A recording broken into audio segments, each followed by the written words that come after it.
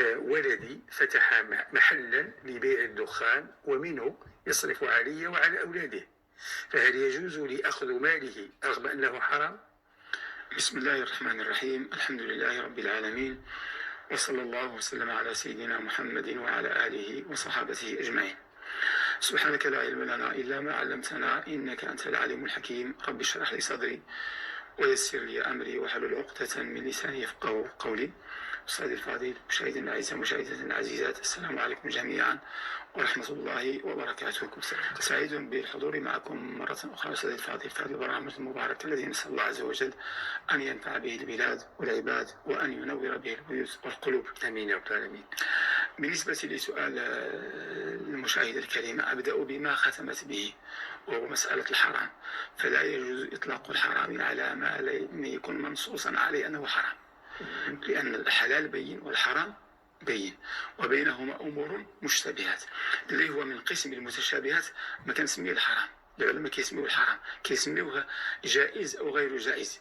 العلماء يحتاطون في إطلاق الحرام على الأشياء إلا إذا كان مثلا الميتة حرام، الخنزير حرام، الخمر حرام، الربا حرام، الزنا حرام، ولكن شرب الدخان حرام أو ليس بحرام مختلف فيه، مختلف منذ قرون من يظهر الدخان، والعلماء يعني يكتبون فيه بين مجيز وغير مجيز. هذا قول جائز لأنه ليس مسكرا، لأنه كذا إلى آخره، والآخر يقول لا يجوز لأنه يحدث كذا ويفعل كذا إلى آخره.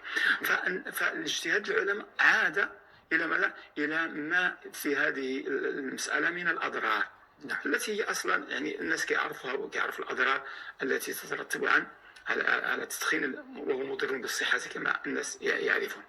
على كل حال مسألة حرام ما نقولش حرام، هذه النقطة الأولى. النقطة الثانية أن الإنسان إذا أراد أن يتجر فليتجر فيما هو واضح ومباح، بمعنى ما فيه نقاش، باش الإنسان أولا يطمئن إلى الكسب ديالو، ويطمئن إلى أنه يكسب واحد الحاجة يعني غادي تنفعه وتنفع وليداته، وما غاديش تضر الناس الآخرين، ما غاديش تضر الناس الاخرين. لان ملي كتبيع واحد الحاجه كتضر في الصحه، لان بحال اللي كتقول لي هاك خذ انت ما يضرك واعطيني ما ينفعني، اعطيني انا الدرهم باش نشري به لحم وليداتي وكذا الى اخره، وانت خذ ما يضرك. بمعنى كتعطي واحد الحاجه وانت كتعرف انها كتضر، وهو كيعرف بانه حتى هو كتضر ولكن يشتريها، يعني كتساعد بحال اللي كتقول لي اودي غير خذ انت ما بغيتيش ترجع للطريق ما بغيتيش. ولهذا المساله ديال الدخان فيها ضرر، ما غاديش نحكي عنها انها الحرام ولا الحلال، غادي نقول فيها ضرر، وهذا الضرر يجعلها غير جائزه لا ينبغي الاتجار فيها. اما وانا اقول ايضا للمستهلك انه يتقي الله في نفسه في صحته، وما يدخلش له واحد الحاجه، لان الصحه امانه. نعم، هذه الذات اللي اعطانا ربي سبحانه وتعالى من الضروريات الخمس اللي حنا كنتكلم عليها: حفظ الدين، حفظ النفس، حفظ العقل، حفظ العرض، حفظ المال. حفظ المال ديالك من الضياع، ما تضيعش واحد الحاجه اللي غتضرك، وحفظ الذات ديالك من واحد الحاجه اللي غتسبب لك امراض يعني مستعصيه، امراض يعني يصعب علاجها، وبالتالي غتربح انت وغتربح الجيب ديالك لان غتوفر واحد المال، وغتربح ولادك لان هذاك المال غادي توفروا لهم الى اخره. بمعنى غادي تربح منافع كثيره. هذه نصيحه للمستهلك ولمن يبيعه. اما بالنسبه لمن ياكل فانما ياكل من عرق جبين وكالدية من هذاك السيد اللي كينفق عليهم. فالحرام لا يتعلق بذمتين إن كان حراما، حتى لو كان حراما لا يتعلق بذمتين، فهم يعني يأكلون من كسب معيلهم اللي هو هذا السيد هذا، فلا حرج عليهم إن شاء الله عز وجل. ولكن هو يحاول أنه يتخلص من هذه المسألة هذه ويبيع ما هو مباح وما هو مشروع إن شاء الله. كلام الشيخ بارك الله فيه الأستاذ يدور حول الضرر، فالأمور إذا كان فيها مضرة وضرر محقق فعلى المسلم أن يجتنبها احتفاظا لدينه. وقضية التدخين فيها ضرر محقق والعياذ بالله، ولهذا أهل العلم وأهل الطب اتفقوا وأثبتوا على أن ضرره كبير والقتل فيه محقق والعياذ بالله، حتى أحصوا أن أكبر قاتل في العالم للناس هو التدخين، وصل أكثر من 8 ملايين، فاق أو قارب السرطان، والسرطان جله من التدخين أيضا. إذن هو في المقدمة في قتل الأنفس والعياذ بالله. وكل ما فيه ضرر ويصل إلى هذه المسألة فهو خطير وحرام، ولا يجوز أبدا أن يستعمله الإنسان لا للبيع ولا للتجارة ولا للتدخين.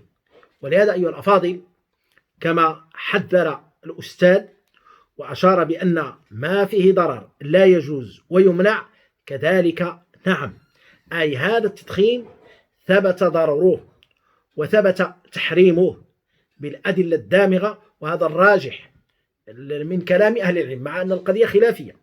نعم، قضية خلافية وفيها كلام طويل، لكن مؤخرا لما جاء الطب المستحدث بين بأن ضرره واقع وخطير ومحقق وأنه يقتل.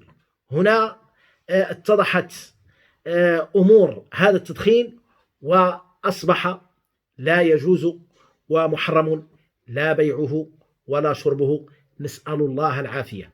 ونبينا صلى الله عليه وسلم يقول كما في غاية المرام 318: إن الله تعالى إذا حرم شيئا حرم ثمنه، من حديث ابن عباس رضي الله عنهما.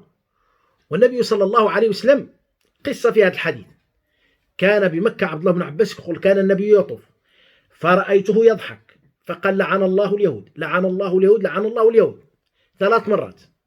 قال إن الله حرم عليهم الشحوم فأذابوها وباعوها على أنها سائل وأكلوا ثمنها مكرا وخداعا، فاستحقوا لعنة الله تبارك وتعالى وإبعادهم من رحمته.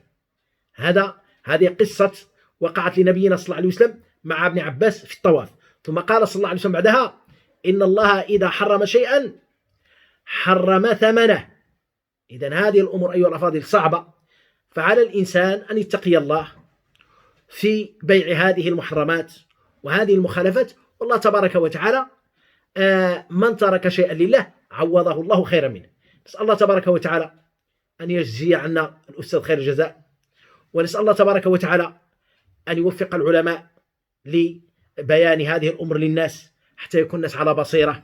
ونسأل الله تبارك وتعالى أن يجنبنا ما هو خبيث، لأن الكريم العظيم يقول: ويحل لهم الطيبات ويحرم عليهم الخبائث، ويجنبنا الحرام وأنواعه وأشكاله، وأن يجعلنا من أهل التقوى، وأن يجعل كسبنا من حلال، وأن يكرمنا بفضله بالاهتداء إلى الحق بإذنه، إنه ولي ذلك والقادر عليه. وأخيرا أيها الأفاضل، لا تغفلوا تجارتنا، الصلاة والتسليم على نبينا المختار، إذ هو القائل صلى الله عليه وسلم: من صلى علي مرة واحدة صلى الله عليه ب10.